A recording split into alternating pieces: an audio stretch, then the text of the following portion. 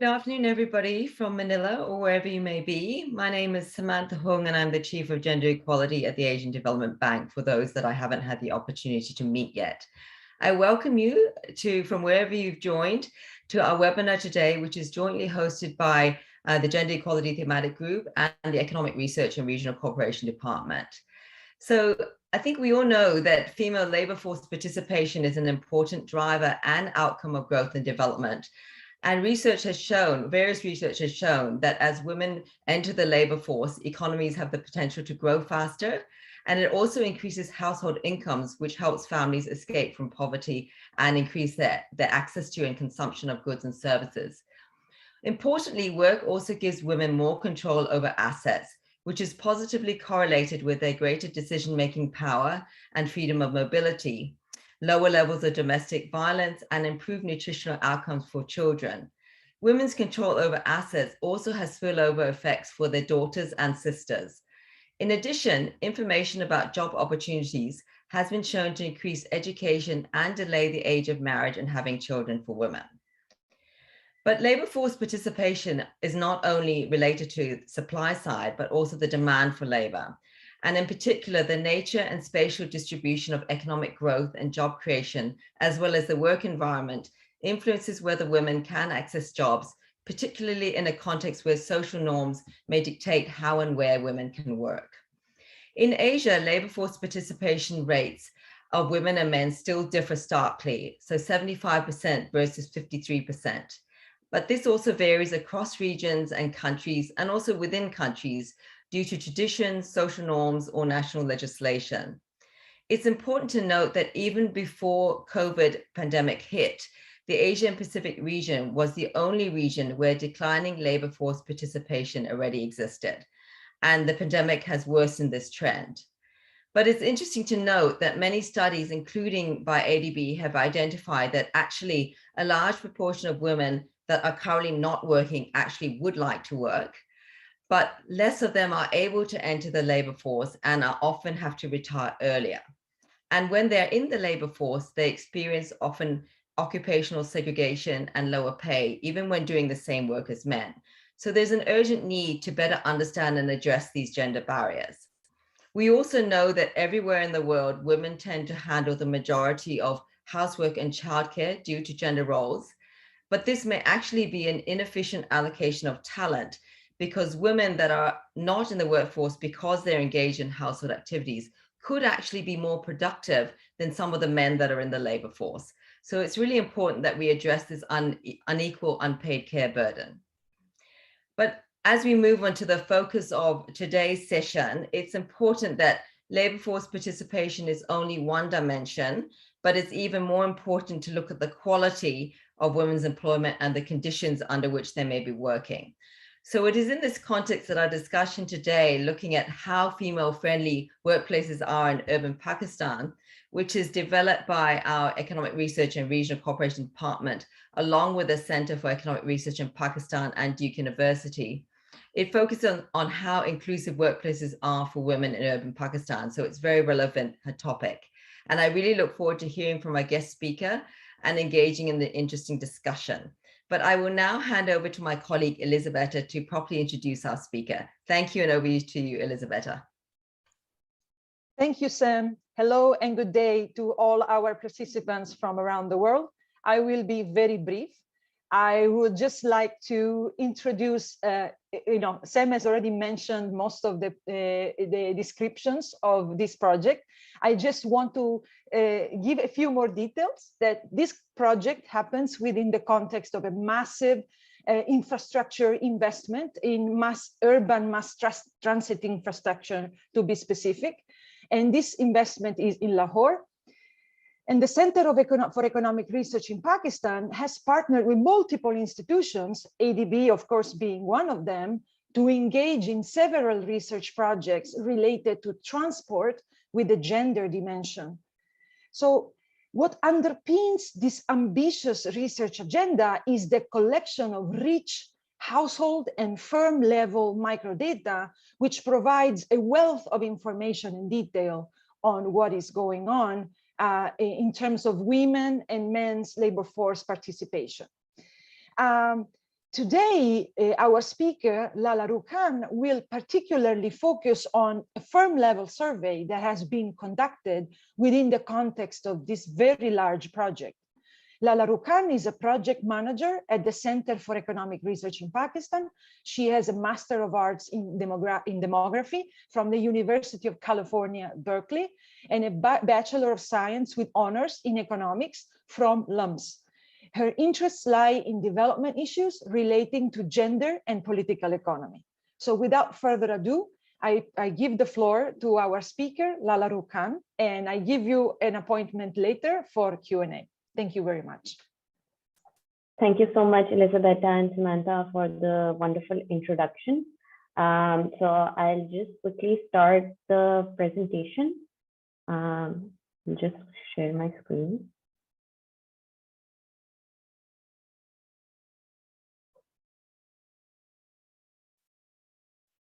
Right. So I would just want to thank everyone for joining for this session. Many thanks to ADB for supporting our research and giving us the opportunity to present our work. Today, I will be presenting results from a brief that my colleagues, Aliha Shahid, Taniyat Bhatt, and Dr. Kate wrote together, and Elizabetta was also a co-author in the brief. This brief uses data from a representative sample of employers in Lahore, Pakistan, which is the second largest city in the country. Using our sample, we look at how female-friendly are workplaces in Pakistan. So before moving on to talking more about the sample and our findings, I just want to give a brief background of the context that we are operating in. So Pakistan has one of the lowest rates of female labor force participation in Asia, with women participating in the labor force by only 22% in 2019, which is one of the lowest in Asia at the moment. These trends have been similar for the past few years as well. And the reasons for that are quite varied. So the first and the most important reason is that cultural and social norms in this very deeply patriarchal society prevent women from seeking employment. And these cultural and social norms are quite varied. So, for example, men are generally considered to be the primary breadwinners, and it is generally believed that if jobs are scarce, men should be preferred over women. It is also not considered appropriate for women to leave the home without permission of men, particularly, and they are only allowed to, in some cases, travel with a male relative. There are also strong cultural norms that regulate interactions between men and women. And this really prevents women from seeking employment because there's a great fear within their families that, for example, they go out, they are employed, they will interact with strange men, and this is really frowned upon. And as Samantha also mentioned, women are also held disproportionately responsible for domestic responsibilities. So domestic responsibilities like childcare, etc. Women in Pakistan are disproportionately responsible for that, which prevents them from seeking employment. This is obviously not unique, particularly to Pakistan, like this is the case in many other contexts as well. But I think the level and the responsibility of domestic responsibilities in Pakistan is particularly unique, and women who do work outside of the home are also in many ways doing a double shift. They are responsible for the work at home and equally responsible for the work they're doing outside of the home. There are also a number of structural and supply side reasons that also play an important role in preventing women from accessing employment. So as mentioned before, there is a huge gender pay gap in Pakistan, and on average, women earn 74% of what men earn. Harassment also plays a major role in preventing women from seeking employment. So this harassment happens at the workplace as well. There are laws that regulate workplace harassment, but the implementation for those are quite poor. There's also harassment in getting to the workplace. So for example, there have been many incidents of actually very horrific violence in Pakistan, and obviously they play a major role in preventing women from seeking employment. So just last week, actually in Lahore, a woman was gang raped, and she was called under the pretense of an interview for a job. So the situation in terms of harassment is quite poor, and that also plays a major role in preventing women from seeking employment. Another major reason is the lack of safe transportation. So women lack, in general, access to public transport.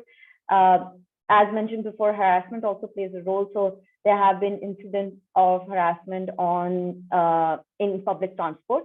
There are also social taboos that prevent women from traveling without a male family member or being outside when it's dark. Women are also not generally allowed to ride motorbikes or cycles, so that also severely limits their mobility. There's also lack of opportunities for women, and as we'll see, only 30% of the employers in our sample express an interest in hiring women. So this is obviously a very important supply side constraint that restricts the opportunities that are available for women. There's also a lot of occupational and industrial segregation of women. So that obviously means that some jobs women are unable to access. And in general, employers do consider that women are expensive to hire. So there is a misconception that, for example, when women get married, they're unlikely to retain their job, they're likely to leave their job. And many companies are unwilling to invest in women for this reason, because they feel like their investment it will not bear fruit, and in many ways it will be wasted. And lastly, there is a lack of facilities at the workplace for women. So these facilities include things like childcare, separate toilet facilities, irregular working hours, etc. And this will be the focus of our discussion today. And using a representative sample from Lahore, we explored the extent to which employers provide facilities at the workplace to encourage and retain female employees. Before moving on to the results of our sample, I just want to briefly talk about the sample of firms that we have used for this brief. So the data for this brief comes from a representative sample of 813 firms. These are drawn from a huge city, Lahore, Pakistan. So it has a population of over 10 million people. Our sample includes firms. So in many ways, the reason why our sample is unique is because it includes firms that are unlikely to advertise their posts on other job platforms like LinkedIn or Rosie in Pakistan. 70% of the employers in our sample are small firms, so they have less than 6 employees at the firm. Most employers in our sample are quite small. So around 75% of them just occupy one room on their premises. So the area and the number of employees that the number of employees that employers generally have, they're quite small.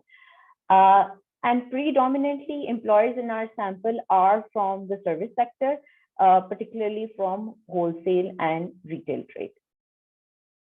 So moving on to looking at gender in our sample more specifically.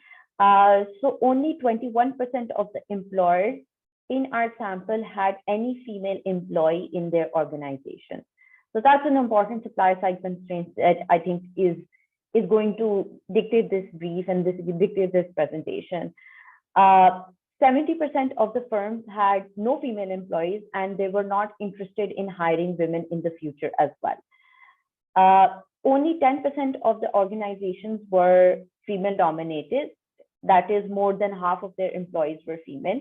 So again, a very important supply side constraint that we have. And lastly, there is also, as I mentioned before, strong gender segregation by industry and occupation. So women are more likely to be found in sectors like education and less likely to be found in male-dominated sectors like manufacturing. For jobs like teachers or parlors employees, we do see a preference for female candidates, but there's a strong preference for male candidates in male-dominated occupations like electricians or technicians. So the first thing that we will be exploring in our presentation is looking at late working hours. So as I mentioned before, social norms really make it difficult for women to travel at night. It is generally frowned upon for women to be outside when it's dark. So in that sense, working hours become an important constraint for women, and having regular working hours is quite important for women. And for the purpose of this brief, we have defined late working hours as hours being outside of the 9 to 7 p.m. window. So generally, it becomes dark after 7 p.m. So that's how we've defined it for the purpose of this brief. And overall, what we find is that 82% of the employers in our sample have late working hours. Out of these, 82%, 52% have working hours beyond 9 p.m., while 48% of them end their working hours between 7 to 9 p.m. And if you look at working hours by industry, if in this graph, it's not a huge surprise. You see that wholesale, retail, or repair industries are more likely to have late working hours. These include firms like general stores, workshops, salons, tailors, and it makes sense that they have working hours, late working hours, because their operations are likely to go beyond 5 p.m. or 7 p.m. We see similar trends when it comes to occupation. So this uses basically the data that we have from our platform JobTalash that Elizabetta mentioned previously, and we find that occupations like lab assistants, doctors, nurses, cooks, electricians are more likely to have late working hours. Because again, their operations are more likely to go beyond 7 or 5 p.m.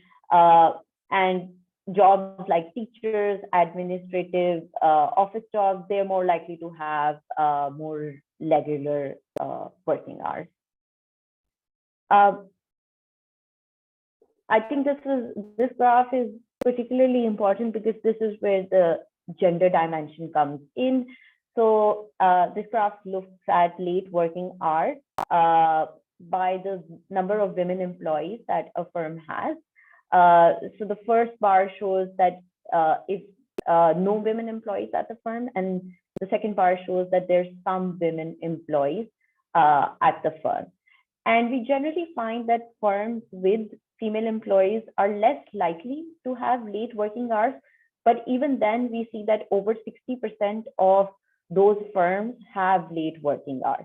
So that means that this acts as an important constraint for women in terms of accessing employment, because over 60% of the firms in our representative sample do have late working hours. 60% of the firms that do employ women have late working hours. We also looked at late working hours by employee size. And generally, we find that larger firms are more likely to have regular working hours, and smaller firms are more likely to have late working hours. And there could be many possible explanations for this. Firstly, like smaller firms in general tend to be less structured and less formalized.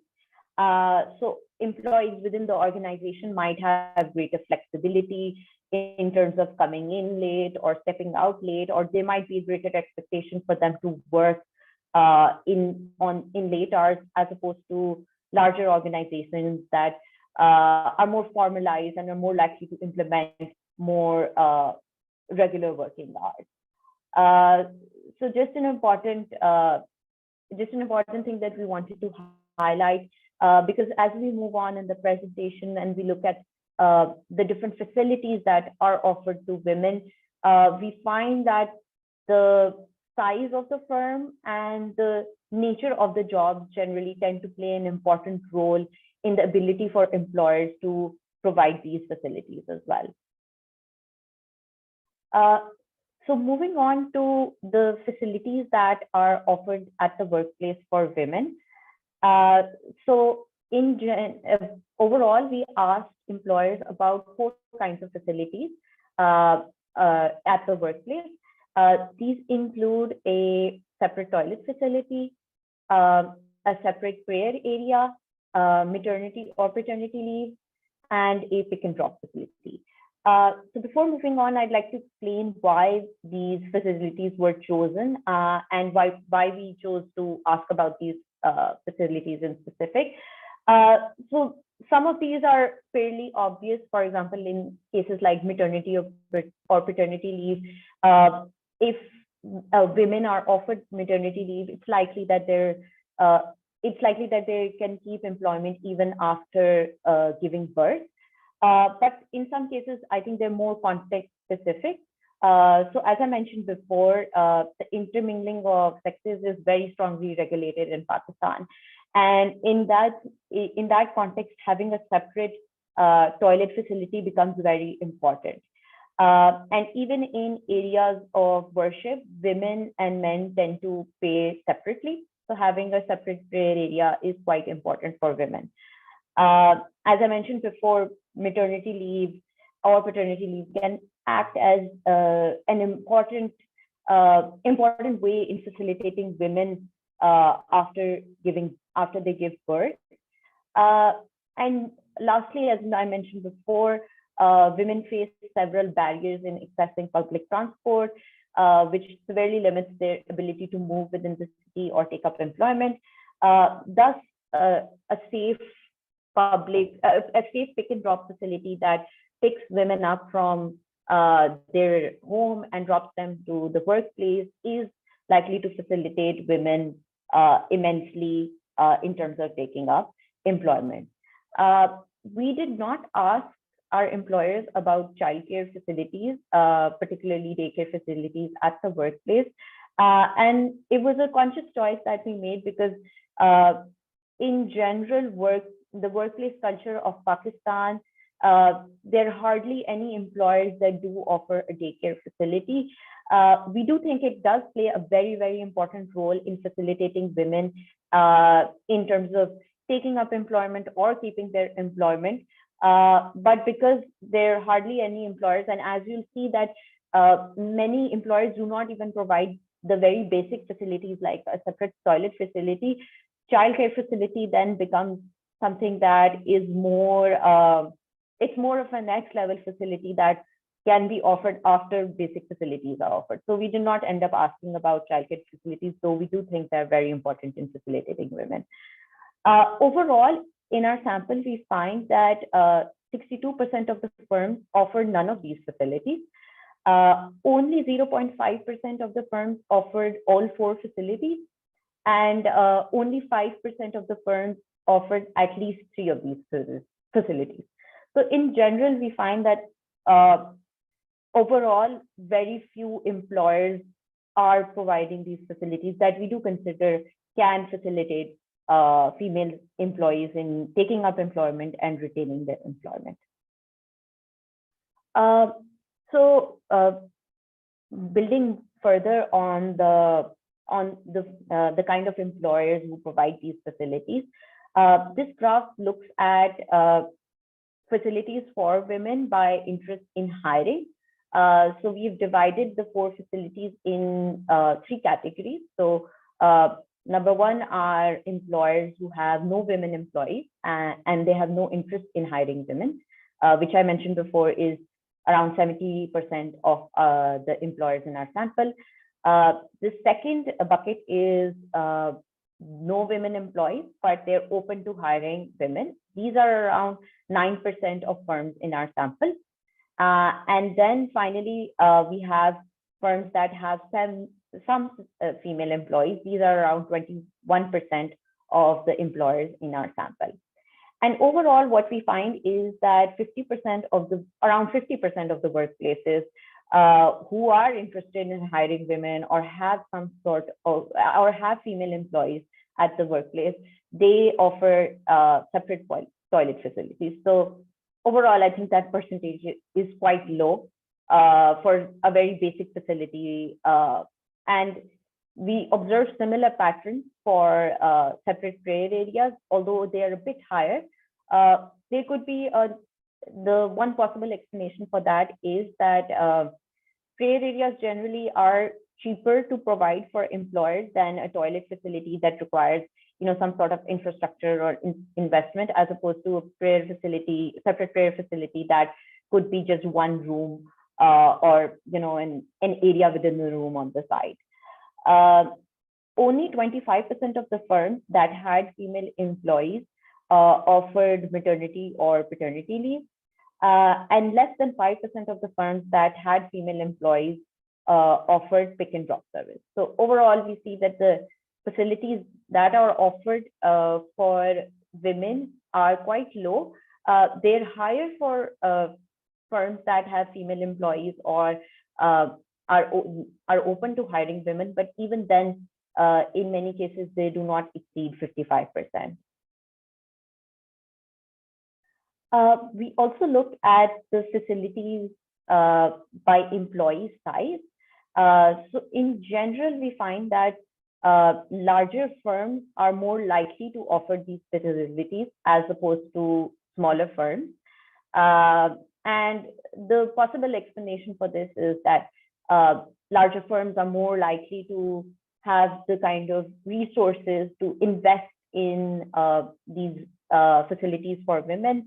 Additionally, larger firms are more likely to have more female employees, so there's a greater demand within the firm for them to provide these facilities.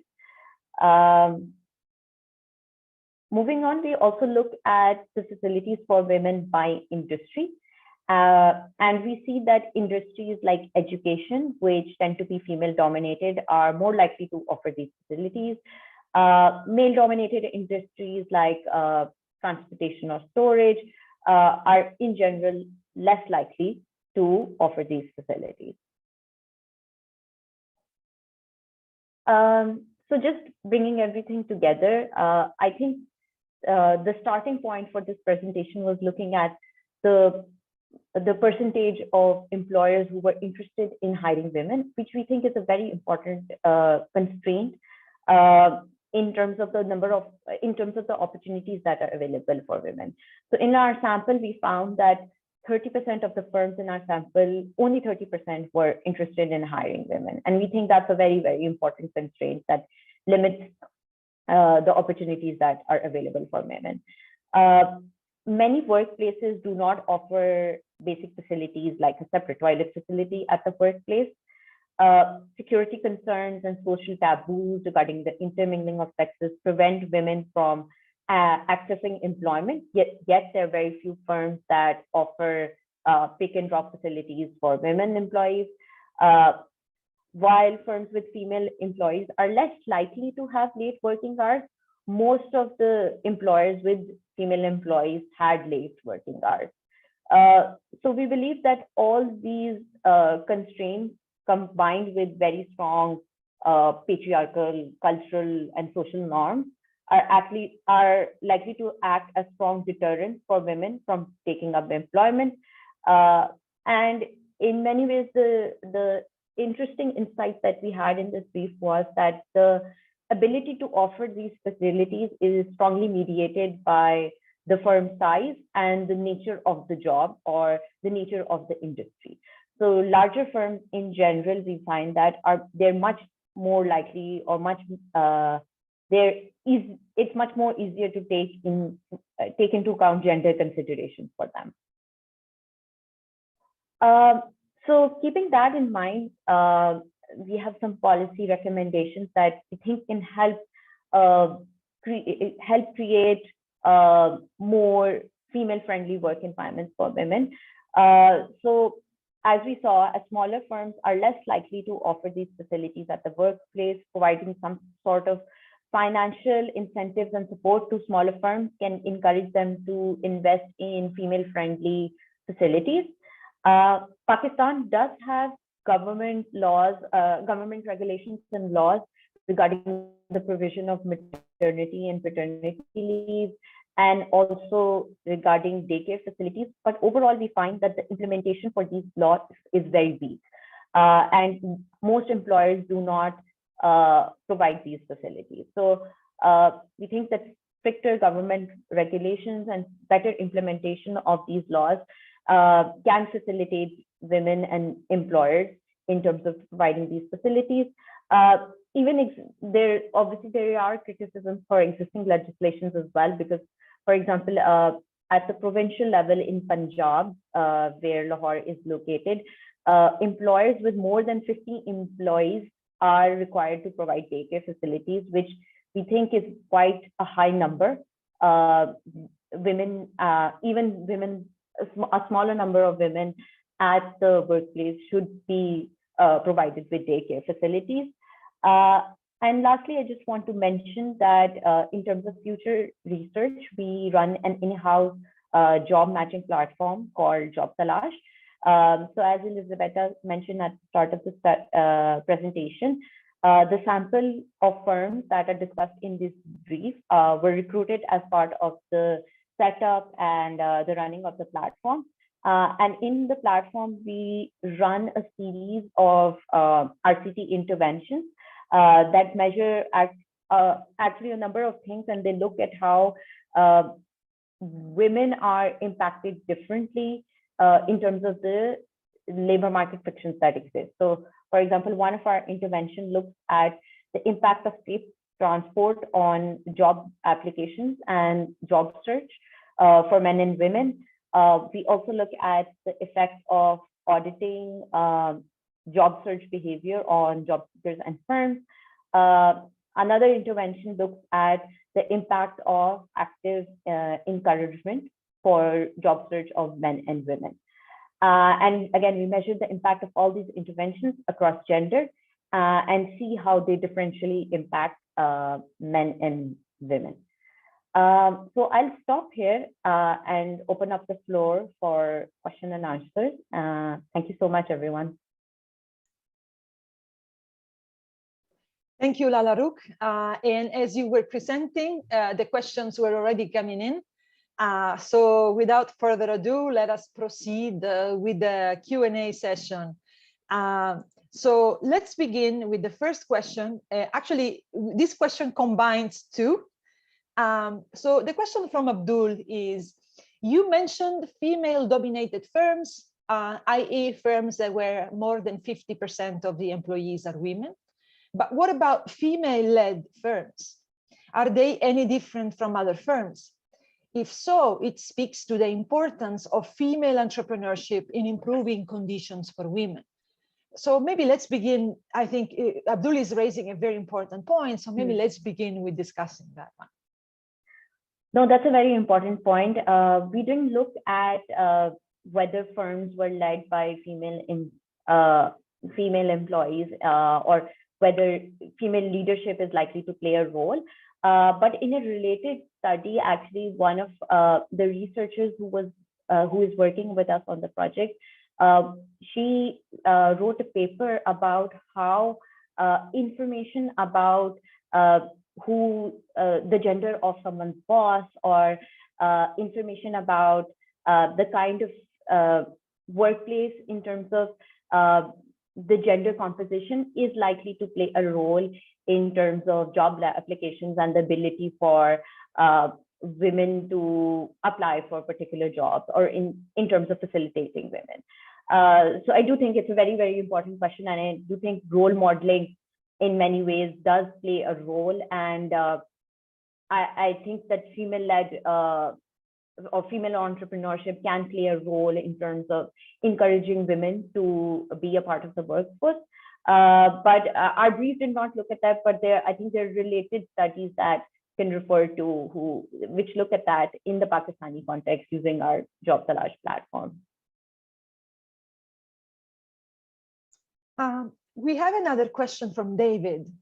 So David is asking if there is any relationship observed, and again, within the context of Lahore, where between the working hours and profitability. So in other words, I guess David is wondering, and honestly, I was wondering the same, does having longer working hours bring in more business?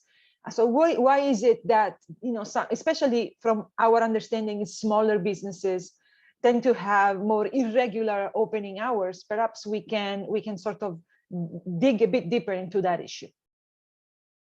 No, that's a very good question. I think we haven't looked into that because we didn't measure or ask employers about profitability in our survey.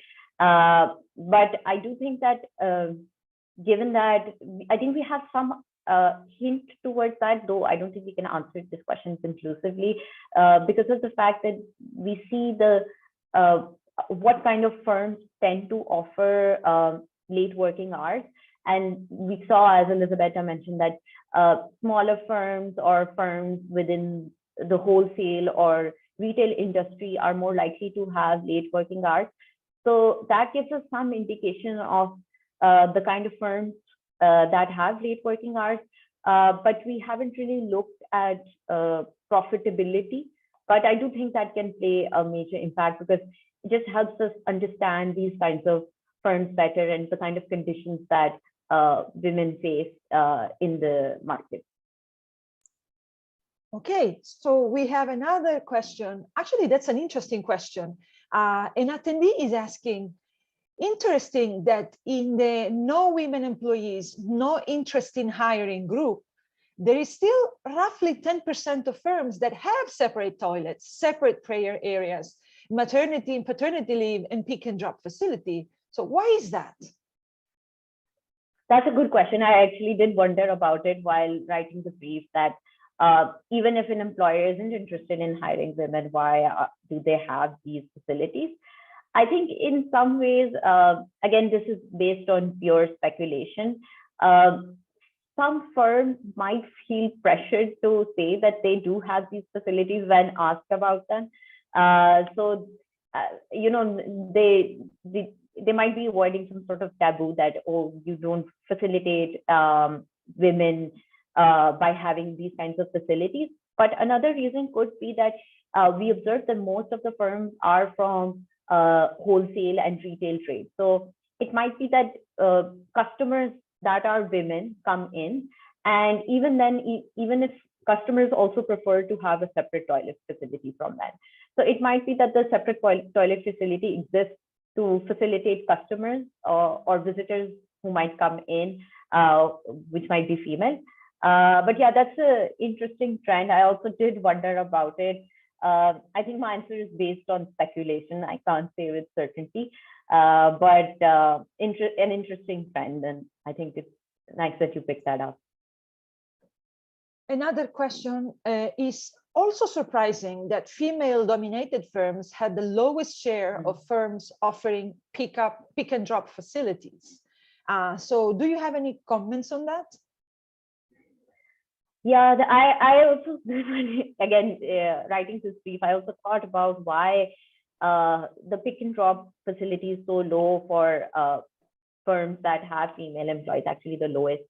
I think one important qualification that I like to have here is that, as I mentioned, that only 21% of the firms in our sample had interest in hiring, had female employees.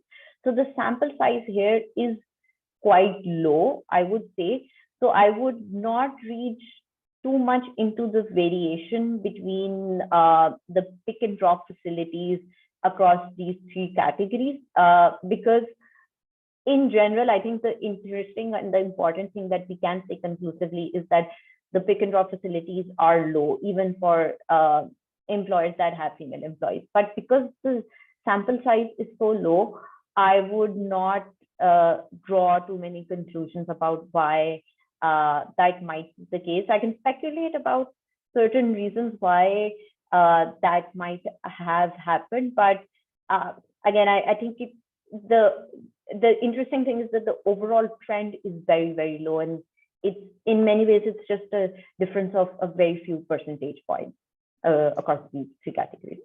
Well, Lala, let me give you my intuition behind this trend, and let me see if I am hitting anywhere close to home.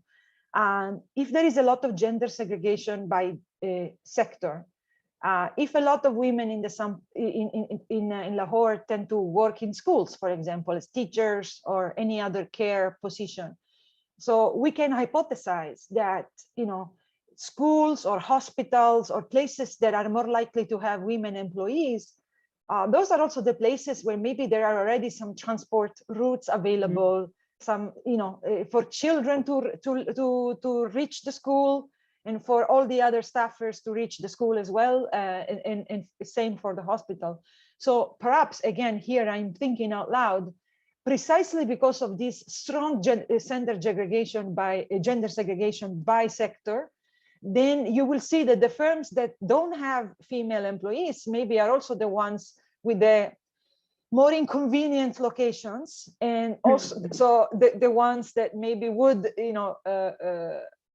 could definitely benefit from pick and drop services if they were serious about hiring women. What do you think about that?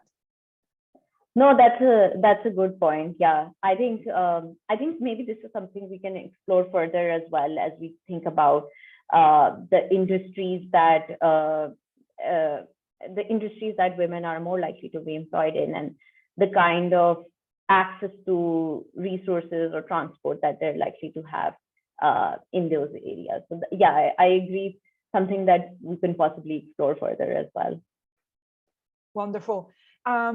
So there is a lot of interest here, I see, in the Q&A. The participants want to know more about this 70% of firms in the sample that declare that they are not interested in hiring women. So you have already mentioned that in your presentation. So perhaps you can elaborate a bit more in this. How come such a high percentage? So you have already discussed this in your presentation. Maybe it's a good idea to expand again, because we may have people in our audience who are very much not familiar with these issues.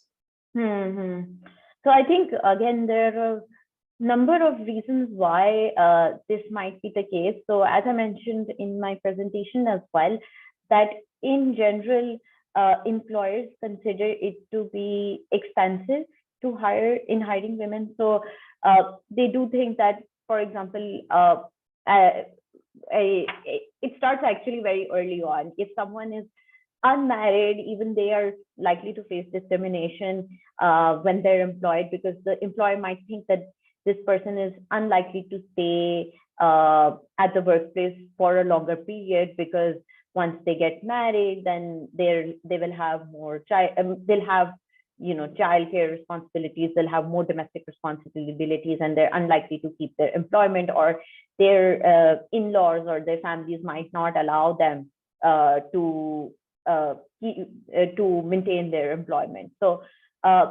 firstly, I think that's the reason why many employers are not interested in hiring women. They again, in building up on that point about being expensive for employers to hire women, I think that employers think that providing them if they hire more female employees, they will have to provide these facilities that are in many ways gender specific. So for example, maternity leave, or providing daycare facilities, etc. And in order to avoid that, in many ways, employers think that it might be, just cheaper to employ men over women. There are also, of course, a lot of biases about like the abilities of women, and that kind of discrimination does exist. So more quote unquote labor intensive jobs are unlikely, they're unlikely to hire women. So we see that in the industrial segregation by gender, the manufacturing industry is unlikely to hire women within the industry. So in many ways, I think overall employers think that women can be substituted for men, and it might be just cheaper to substitute women for men. And even in cases where women are hired, they are paid much lower than men for the same amount of work. Thank you, Lala. Interestingly, I'm seeing questions about other branches of the CERP research agenda. A lot of questions want to know on the flip side, because you guys conducted household surveys as well, and you spoke to prospective job talash, applicants. They want to know, what have you found out from these interactions with prospective applicants? What is important to female workers in particular when they are considering joining the labor force or looking for a job? How important are maternity leave, separate toilets, separate prayer areas, pick and drop facilities? So what are you hearing from them, from prospective applicants? What matters to them? I think it might be worthwhile mentioning some of the results, very exciting results we have from the transport study. So in the transport study, we provide, so some of the job seekers who are matched on our platform, they are given an offer of a safe pick and drop service. And we measure number of things, given that what is the impact of this kind of transport facility. And I think this is very helpful, because I think it's better than in many ways a survey, because a survey is in many ways asking people and in their, giving their answers based on their perceptions. But this is, behavior that we observe about how women actually search or how women actually respond to these kinds of facilities. So overall, we found that women were much more likely to increase their job applications when given an offer for pick and drop service. And we see that they were much more likely to increase their job applications for a women-only transport service. So in general, I think women felt safer in a women-only transport service as opposed to a mixed gender transport service. And interestingly, I think we also found that there were many job seekers in our household sample who were not actively seeking for jobs, so they were not actively searching. They, in many ways, we call them like later job seekers. And we found that those job seekers who are on the margin, they are also more likely to increase their job search in response to the transport intervention. So in many ways, I think these are very positive indications that we are getting from, and we're in the process of data collection and analyzing this data. So I think more exciting insights and results are likely to come in. But I think these kinds of results are just underscore the importance of small interventions that could possibly lead to greater female labor force participation. And interestingly, I think the most exciting thing is that for female job seekers who do not have access to networks or are not actively seeking for employment, they are prompted to seek for employment more. So that I think is very exciting. In terms of, I think I'll leave it at there. I think there are more exciting things that will come from the Job Talash platform, but I think the earlier results that we're seeing from these interventions are very encouraging. Thank you, Lala Rook. We have a question that is a fair question. So Amy is asking us to provide a bit more detail on what are these businesses that hire women. So we talked about gender segregation by sector in terms of female employment. So perhaps we can talk a bit more, what are these businesses that hire women? I mean, we have mentioned already schools and things that are traditionally women-dominated sectors, but perhaps we can say a bit more. Yes, absolutely. I think overall, apart from I'll talk about the industry later, but I think overall, what we overwhelmingly find is that larger firms, firms that have more employees are more likely to hire women. So in that sense, this is an important, I think, indication of the kind of firms that are more likely to hire women. I think one thing that you also mentioned was regular working hours. So firms that have female employees are more likely to have regular working hours. Overall, I think this might be a constraint of our sample that are in our representative sample as a whole, excluding firms that hire women or don't hire women. Most of the firms ended up being from the retail sector or the wholesale trade sector. So I think that constraint, it does help us see that, for example, certain kinds of jobs like, you know, nurses or in hotels or more in particular kinds of retail jobs or education jobs, women are more dominated. But I think I don't think our sample at this point allows us to say more than that. Also, I would again like to qualify that the sample size is quite low for such employers because of the fact that only 21% of the employers in our sample and express an interest and are hiring women actively. So I would be a bit hesitant to say a lot about it with the, you know, the small sample size. Lalrouk, perhaps we can provide a clarification, and again, correct me if I'm wrong. I think you guys focused on private sector firms when you were conducting. So that already, you're already excluding a lot of women employees because many of them are going to be in public schools, public hospitals, maybe some public offices that, you know, especially if the intended users of these offices are women themselves. So I think that by focusing on private sector employers, you are already eliminating a lot of the women who could potentially be found in the labor force, because public schools, public hospitals, public, you know, facilities where you expect to find women employees. Could that be another element to add to this puzzle?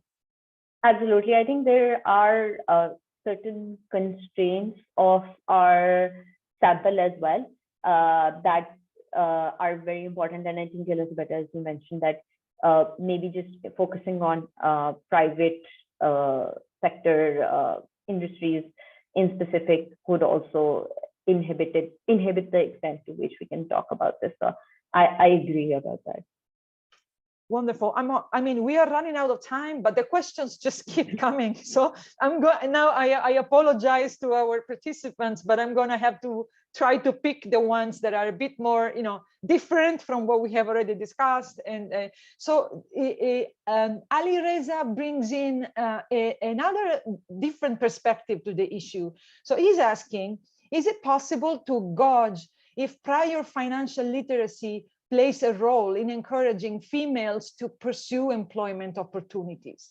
So what is the relationship between financial literacy and women labor force participation? And I would add, as a microeconomist, I mean, what do we know about the direction of causality? What comes first, right? The chicken or the egg in this case? I'm not sure. No, that's a good point. I think, again, in a brief, we don't measure this, but I think maybe if we look further into the kind of job seekers more specifically, we could talk more about things like financial literacy, or, you know, what are the characteristics of these job seekers, or I think that can help us tackle this question. I do think financial literacy could play a role, or but I think one thing that I just want to talk about in general is that despite in some sectors or in some cases the education level for women being quite high, the labor force participation of women in Pakistan is quite low. So I think that is, I don't know to what extent financial literacy would increase their participation in that case. But I think that Pakistan in many ways is slightly unique because of these kinds of constraints that we have, that even women who are very highly educated, they do not choose to, they are not participating in the labor force. But yeah, I think of an important direction in the future, especially when we're looking at the job seeker side. Okay, let's try to take another question. Now I'm keeping an eye on the clock. It just went away. Oh, that's a very important question, I believe, from Mer. In addition to physical support, facilities, pick and drop, etc., do you see that firms are trying to make workplaces safer in terms of employee culture, office structure, policies? I mean, this is an important question, and it comes very close to the heart of the question. What do we say to this? No, I think that's a very good point. Again, we don't talk about this in the brief, but I think the quality of the work environment does play a very important role. So as I mentioned in the start of the presentation, that workplace harassment is a very strong deterrent for women from participating in the labor force. So providing them with a quality work environment where women feel safe, where women are trusted in such cases, if, like, for example, a complaint of harassment is brought in, because the situation in Pakistani workplaces, I don't think many workplaces offer, so workplaces are generally required to have a committee or a sexual harassment committee within the workplace that can investigate such complaints. So, for example, I don't think most workplaces in Pakistan offer that. So I think that the quality of the environment definitely would play a major role. I think the facilities that we measure are easily quantifiable. So for the purpose of the survey, we use that. But I think the quality of the work environment is likely to play a huge role in female labor force participation. Okay, it's time to wrap up our Q&A, which was intense. I would like one last brief comment from you.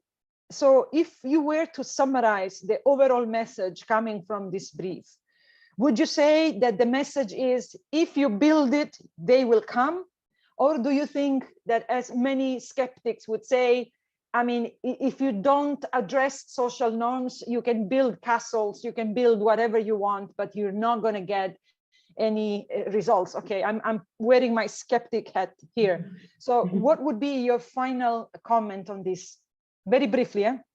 Yeah, I think it's a very important question, because but I do think that having these female-friendly facilities is likely to send a very strong signal to female employees, because right now the situation becomes such that there is a cyclical interaction between, like, social norms and the facilities. So the lack of facilities is likely to reinforce social norms that prevent women from accessing employment. So I do think that it will slowly move the needle, but I do think that providing these kinds of facilities does send a positive signal to prospective female employees and can help in moving the needle. Thank you so much, Lala Rook. It has been a pleasure hosting you in this webinar. And I am now passing the torch on to Sam to wrap up this very interesting webinar. Thank you, everyone. Thank you. Thank you very much, Elizabeth. And thank you very much, Lala Rook, for a really fascinating presentation. It's a real treat to be able to dedicate an hour to really sort of listen and focus on a particular issue. And we've had quite good participation today, which is really a reflection of the interest. I could see just by looking at some of the names, quite a few people from our Pakistan office, a lot of economists, a lot of gender people, as well as people from some other types of sector specialists. So I think that's really a reflection of the interest in the topic. Thank you for everyone for attending. Thank you for your time. Thank you to Elisabetta for your very able moderation of the questions. There were so many questions and we couldn't even get through them all. But just before we wrap up, I'd just like to say that today, this event was the first in a series of events that ADB is hosting for our March Gender Month. So there are many others, and I hope people will take time to attend.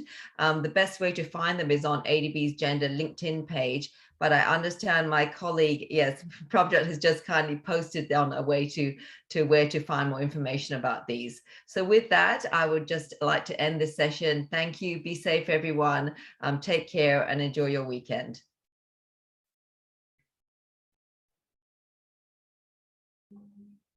Thank you.